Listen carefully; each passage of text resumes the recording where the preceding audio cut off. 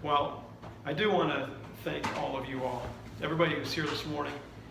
And hey, Sam. I want to say from the bottom of my heart how much I appreciate you all stepping up to do this. I want you to know I'm going to try to keep this is a ministry. It's kind of like a connecting point for our church. And I'm going to try to do some things through this ministry to kind of pull us together. But right, kind of the nicest thing about ushering is you're already here. And it happens during the service. So it doesn't require, Saturdays and evenings. And this is one of those ministries that should not be onerous, should not be hard. And so we're not going to make it that way. That's why I'm going to try to put a lot of stuff into about 30 minutes. And really, it's just when I was approaching each of you a while back about being part of this ministry, I gave each one of you a brochure. And I got a couple of those here. Maybe some of you didn't get one. Mike, I think you asked for one at some time. A lot of what I'm covering this morning is it's putting legs to this vision. So the brochure was kind of an idea of what I'd like to see ushers doing in our church. I would say that for a long time in our church, ushering has been kind of taking the offering. But I just believe that there's more for it. I grew up in the church, and one thing that I remember a lot about the ushers is you kind of got to know who the ushers were. Hey, Tim. Hello. You kind of got to know who they were. Each usher kind of had his section, his station, and it kind of became a kind of a thing of comfort in the church that every time I left that sanctuary, there was the same brother. And to be honest, as a kid, I don't remember what the usher's name was, but I remember every Sunday as I left shaking that brother's hand.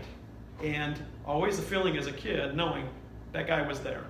He was there Sunday in and Sunday out. Now, we've kind of designed our usher ministry now so that it's not onerous. So please don't feel bad or apologize if you can't be here on a Sunday, because there's somebody that's ready to step in and do it. So don't feel guilty if you can't be here on a Sunday, or we're going to talk about prayer time that we're having before the 10:30 service. That's just a chance to get together and pray together.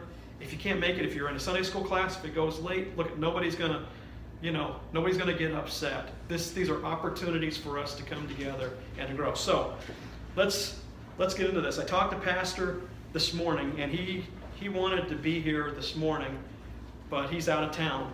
But he did say he had 3 things that he really wanted to emphasize to the ushers, and one of those things is safety. That one of the purposes, and these are kind of like the overall, like why are we here? Well, one of them is for the safety of the church. This church should be a safe place. And ushers are the ones that kind of are the foot soldiers of safety. And it manifests in a lot of different ways. And this is just, I'm kind of going back over what Pastor told me this morning. It's seeing a carpet that's wrinkled that somebody's going to trip on and it's straightening it out. It's seeing a drink that's been spilled somewhere and picking it up. It's seeing some people that are acting in a strange behavior and being the people that notice it and pay attention and are ready to act if something happens. We're going to talk about that a little bit more later. And then it's service. And this is our key scripture, John 13:12-15. It was a perfect example when Jesus washed the disciples' feet. And the Bible says basically he took off his robe, and it was probably in like a cloth, and he knelt down. In other words, he completely humiliated himself and knelt down and washed the disciples' feet. And then he got up and he said, really, I've done this, and I want you to do likewise. And in many religious circles, leadership is a position where you tell people what to do. But in Christianity, it's not supposed to be like that. We are the leaders who lead by serving. And so sometimes that manifests in walking somebody out to their car. If somebody asks you where the bathrooms are, take them there. If they want to know where a classroom is, make it your job to know some of the things that are going on in the church. And I am going to create like a cheat sheet of like interesting things that we need to know about. All of us should know there's a nursery, there's children's church, there's a high school class, there's a men's class, women's, there's different Bible studies going on, and connecting point books. That's good stuff to know as an usher and to help there. And then it's ministry. So it's safety, servant, ministry. And the ministry, so service is like taking care of people's physical needs. Walking somebody in the car or something like that. But ministry is being in that sanctuary and providing an atmosphere that draws people to the Lord. And that's the next thing here. It's kind of a mission that I thought of for the ushers here, is to be instrumental in providing an atmosphere where people feel welcomed in the sanctuary of the Most High. That's our job.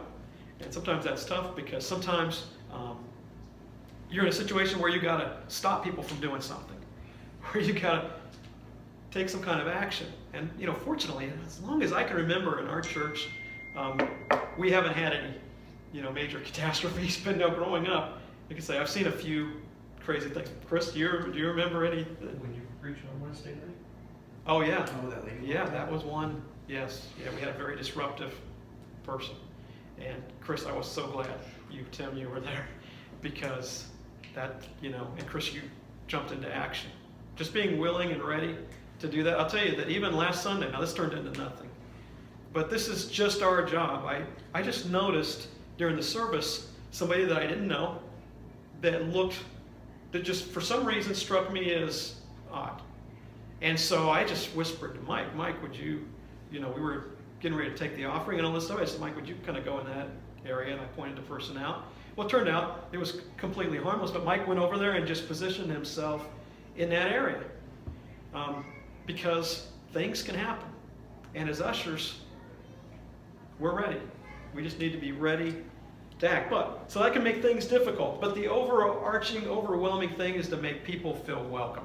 It's to give people a feeling that they belong in the sanctuary, especially new people, because we're going to talk about that a lot more. So there are responsibilities, and they begin before service, and during service, and after service. So ushering is more than just taking the offering. What I see is that when you are here, you have responsibilities as an usher. And again, they're not going to be onerous, but they are things you are here with a purpose. You're serving a purpose while you're here. So let's talk about before the service. The first thing is, dress for church. Now, we're a very casual church, and I'm happy for that. I'm glad that I don't have to wear, if I have to wear a tie ever, I hate that. I don't know does anybody know what tie is? Bill, what is that for? It's covering your buttons? It'll have to be the next meeting. Okay. It looks sharp. Sam, it looks good. But we're a casual church. So, I'm not asking for too much here. But I would like to see a button-up shirt or a polo, some pants, probably not shorts, shoes, not sandals. Let's have kind of a level of decorum, because there's people who we don't want to stand out in any direction. Okay, we want to make people feel comfortable to be in the sanctuary, and so dress appropriately for that. I will say that I am in the process of ordering some shirts, and I got most of your sizes. If I don't have your size, put it on that paper. But they're shirts are expensive. We're going to stitch in a nice Glad Tidings insignia. It's going to be a nice polo shirt, like a beige color, with probably green, like a palm tree, and Glad Tidings. And they're about $18 a piece for those shirts. And once I order the initial batch of them, I'm going to start ordering from time to time just to refresh, so that every few months, every 6 months or so, you get another shirt. But if you want to give me $18 and buy an extra one right off the get-go, that would be great. But that's going to help, because what I do want our ushers to be, I want people to be able to identify them. I want people to be comfortable with us. But it's also good to know, okay, that's an usher. That's a person I can ask a question. And the thing is in the morning, when you put on that shirt, that's at the point where you become an usher at Glad Tidings, and you're prayerful about it. You're approaching it with purpose. All right, so then also, I am having a prayer time before the service, and literally it's 5 minutes. Because I'm in Sunday school and I'm teaching a class. I tried to do it at a quarter after, but it's too early. I couldn't get out of my class and get in there. So I'm now doing it at 20 after. And my hope is that by 25 after, we're around the sanctuary. But it is an opportunity to come together, and we're meeting in the prayer room for now. If there's too many, we'll move it. But at 20 after 10, we're meeting in the prayer room, right up there by the blue room. And we're just taking a few prayer requests, praying together, and praying that the Lord will use us, that the Lord will open up opportunities for us in the sanctuary to be a blessing to people. And I have noticed it's been a great time to get to know each other a little bit, even though it's a short time. We're dealing with some prayer requests. I mean, for those of you who may not know, Dell is his family's going through a legal issue right now with their grandson, and their family needs prayer. And that's an opportunity for us to come together and lift each other up in prayer. And that's why I'm saying this is like a connecting point. We should know each other. We should be working together and lifting each other up. We're kind of a fraternity here. Or, I'm not saying we're not going to have some ladies joining the ushers as well, but we're a group, we're a small group praying together and working together. So that time is available. Again, if you can't make it, don't kick yourself. Don't apologize to me. Try to be there when you can. I know we're all busy. We all have families. We're trying to get here to church, and sometimes that can be the biggest challenge of all. But when you can, we're there, and we're meeting to pray. And the key is we want to start ushering before the service starts. So then, again, before the service, be ready to serve your section. And I'm kind of hoping that as you all do this week in and week out, there's kind of, I'm calling Saturday nights, so I know who's ushering on Sunday morning. So coming in that you're going to be ushering. And I'm kind of assuming that over time, people are going to kind of adopt a section. This is what I hope. Now, it's not always the same group every Sunday because people are gone, so it's hard to say, Bill, you've got the center right section, and Chris, you've got the left wing, But I think over time, just because we're creatures of habit, Tim, always going to be in the balcony. And most of you all are going to kind of gravitate to the same section every Sunday. And that's good, because I'd like you to kind of get to know the people in your section. And the way that happens is that each Sunday morning when you come in 5 minutes before the service starts, you start looking around and greeting people and seeing who's new and introducing yourself to people who you may not have known before. And it does two things. One is it makes people comfortable because now they know somebody. But it's also a safety issue. I mean, if you see somebody that you don't know, introduce, get to know them a little bit. That's just good. That's contact. And that creates a safer environment. Like when I met that young man that I thought was a little bit suspicious last week and found out that he was just the grandson of somebody that I've known in our church for 20 years. I was like, okay, it's good. Everything is good. No problems, So greet as many as possible. Make contact with visitors. Answer questions.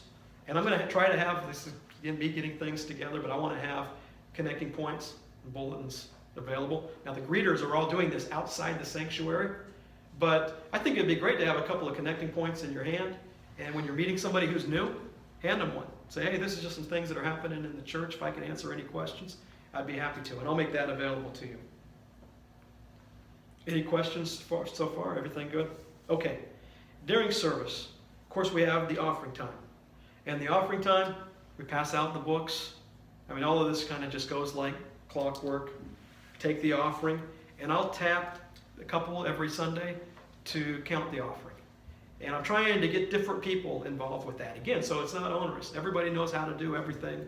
And, it's all easy. DR is here just about every Sunday of the world. And he knows how to handle things with counting. Chris has been doing this a long time. Mike, Bill, So we're going to try to get different people. I got Chris counting the offering the other day. This is great. Just get as many people involved doing this as possible. And also during service, we have communion time. I wanted to stop right here for a second because communion, and I don't know if I need to say this so much, but communion is a very sacred time. It's a sacred trust. I remember one time I was 12 years old and we were doing communion, taking communion in our church. And somehow I took the cup and I wasn't allowed, my parents did not even allow me to take communion until I was 12. So I had just begun taking communion. I couldn't get baptized or take communion. That's just the way my parents were. For me, they wanted to make sure that I really understood the gravity of it. So